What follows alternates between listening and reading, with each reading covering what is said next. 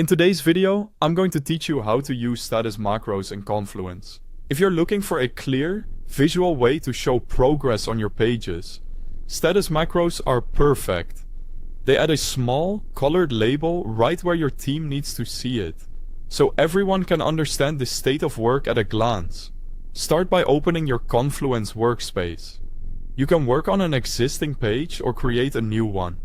Once the page is open, click Edit to enter editing mode.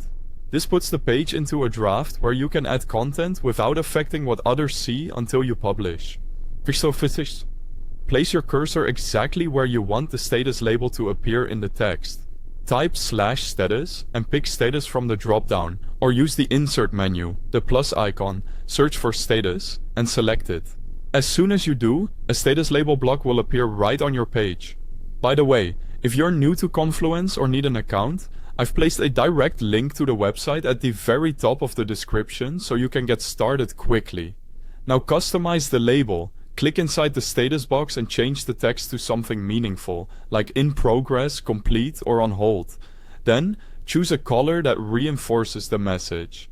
A helpful system is green for completed, blue for in progress, yellow for pending, and red for blocked.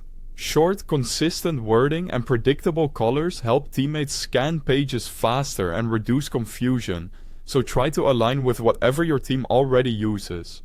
You can also use status macros inside tables, which is great for project tracking and content approvals.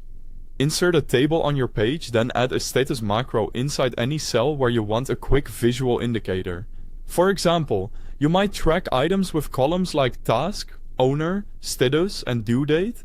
Placing the status macro in the status column, you can copy and paste the status label to fill a column quickly, then adjust each one's text and color as needed. When everything looks right, click Publish. Your status labels will instantly become part of the page, making progress clear for your team. You can always return to edit later to update a label as work moves forward. Because the status is just text and color, it's fast to change and easy to standardize across your space. And that's how you quickly use status macros in Confluence. They're perfect for tracking progress and keeping everyone aligned. Thanks for watching.